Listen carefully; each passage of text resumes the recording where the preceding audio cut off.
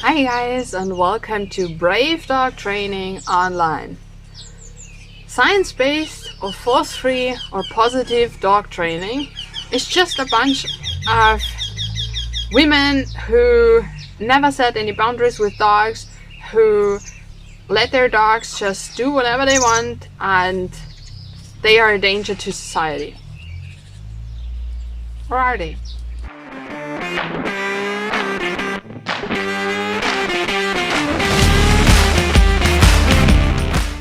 Alright, so there has been so much false information out there about science-based or force-free or fear-free or positive dog training, whatever you want to call it.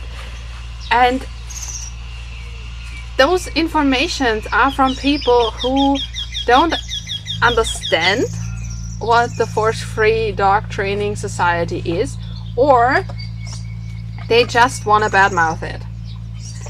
Because there is so much more to it than just rewarding the dog with food all the time forever. We cannot train positive only. That's not possible. What we can do is we put positive reinforcement in the focus of our training and try to avoid adding uncomfortable things to our dog to stop something. So positive punishment. Now, does that mean there are no boundaries and the dog can just do whatever he wants? No, of course not. It just means that we are going a fair way with our dogs, because corrections cannot be fair. We are waiting for our dogs to make a mistake so that we can correct them. And that's a mindset thing. We can do that, or we can explain to our dog what we want in the first place. And the difference is our mindset. Are we focusing on what we don't want, or are we focusing on what we want? And spoiler alert, when we focus on what we don't want, we put a lot of energy in that, and we will see that more often. It's the same thing with everything in life. When we focus on negative things, they will happen. It's just how the universe works. And yes, force-free dog training does work a lot with alternative behaviors. Why? Because you cannot not behave. Maybe you have heard that sentence before. What it says is you cannot do nothing. It's not possible for a living being. You can do nothing if you're dead. But as long as you're alive, you are doing something. Like right now, you're sitting in front of your phone or a computer screen or whatever, and you're breathing, you're watching, your brain is processing what you're hearing. And it's the same thing for our dogs. Like, she is sitting next to me and she looks not like she's behaving much. Now she's walking, but before she was just sitting, but she was sniffing, she was thinking, she was looking at stuff, so she was still behaving. And that's the reason why we cannot stop a behavior without an alternative. The dog has to do something. So, for example, if we have a dog who is lunging, barking, growling, whenever he sees another dog, we can wait for it to happen and then correct the dog. And leaving the dog hanging with a bad feeling, less trust in us because we made the situation worse, and no idea what to do instead. Or we can teach our dog beforehand what we want, and then see the dog start getting excited, and that's the last moment where we can remind our dog, hey, there was something different we talked about, there was something different I wanted you to do, can you do that? And then reward the dog for doing that. Both are possible. The question is just, what do we want our relationship to look like? Like, if we are walking down a shopping mall because we met for going shopping together, and every time you stop in front of a window and start looking inside, I yank your jacket and pull you along. You will probably stop window shopping. You will probably no longer stop to look inside. But you will think twice about going shopping with me again.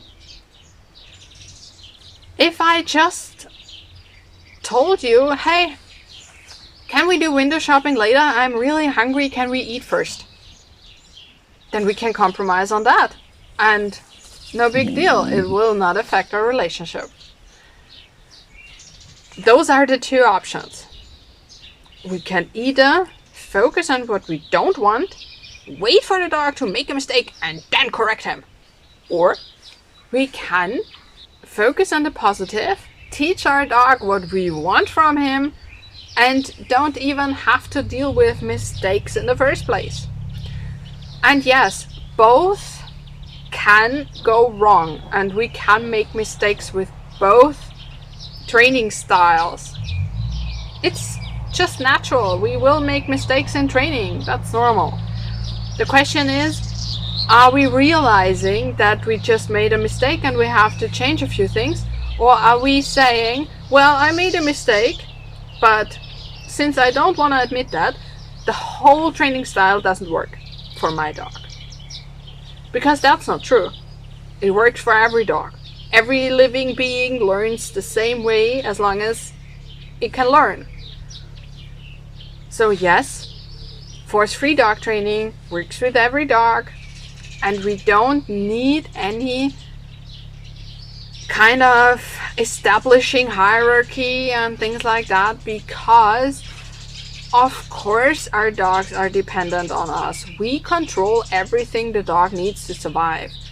So yes, we control that. We are kind of boss or caregiver. Let's just call it caregiver. And our dogs are not trying to overpower us. They are not. It's not what's happening. And of course, there are rules, boundaries, and of course, we are being considerate of other people. Most of the time, even more than people who work differently with their dogs.